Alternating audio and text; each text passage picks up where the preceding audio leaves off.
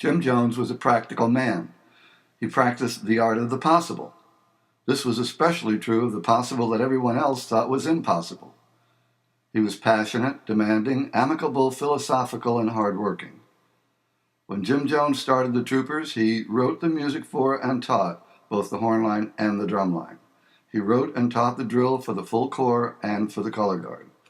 He was the director, manager, and sole proprietor of the Casper Troopers Drum and Bugle Corps.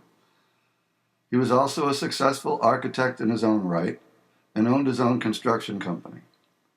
He had a wife, 4 kids, and a dog, and as if that wasn't enough, he took the time to teach me the ins and outs of drum corps and life. This is a recording of Jim Jones talking about the history of the Troopers. In the history of the Corps, there are many high points in my mind. It's a little bit difficult to pick out one over the other, like the first national championship of the Corps or the color guard. But I think one of the most meaningful things for me personally was the first time that we beat Blessed Sacrament.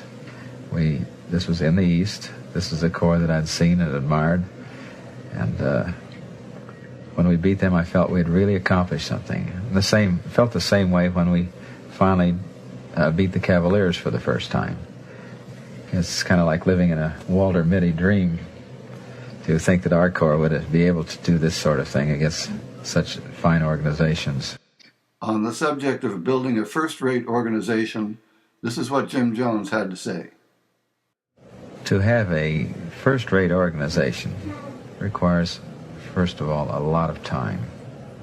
There is no shortcut, no magic potion that you can feed to the individuals that makes them great. It's mainly a matter of working hard, both as a group and as individuals, to acquire the skills that are necessary. It takes a lot of money, too, in order to travel, especially for us, where we have to go so far in order to meet major competition, to meet any competition. And this takes both the money and the time. And then it takes a lot of love. This is on the part of the instructional staff who love drum corps, love the kids they're working with, and to convey this to the kids so they in turn have the desire to get out and really be great in their own right. And where we live together, we have to like one another pretty well when we spend so many days together every year. If we were a group that didn't get along, the Corps would never survive. These were Jim's ideas on professionalism. We use the word professional all the time in talking about the Corps, either to other people or to the Corps themselves, and in particular to the Corps themselves. The individual members, we tell them that you have to be professional in every sense of the word. This is not only your playing, but your attitude towards rehearsal, your conduct on and off the field.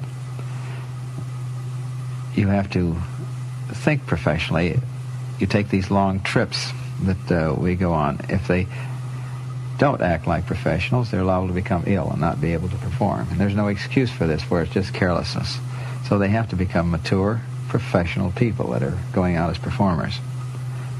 They're professional in every sense except that they don't get paid. They have to pay to belong. Like in our Corps, we have a dues system, and which is similar to other Corps.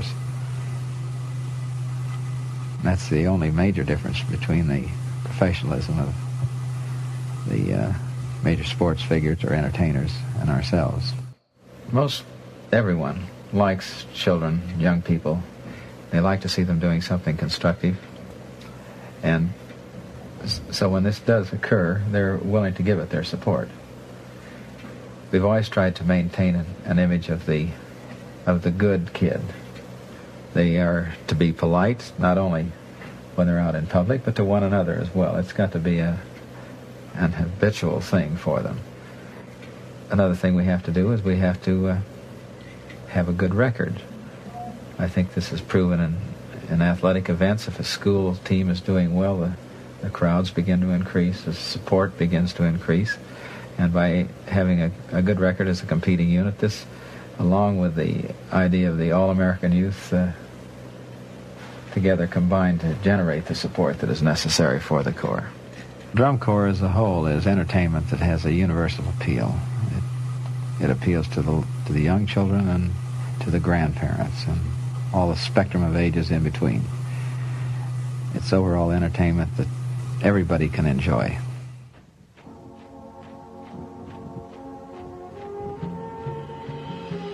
The world has looked upon the American West as a land of opportunity, a land of courageous people striving for a new kind of freedom. The troopers, in name and appearance, reflect our Western heritage. They bring to mind the people who lived in the covered wagons, who built the sod huts, plowed the ground, raised the cattle, and made peace with the Indians. The troopers, in name and appearance, are what America was. The young men and women under the trooper banner are what America is.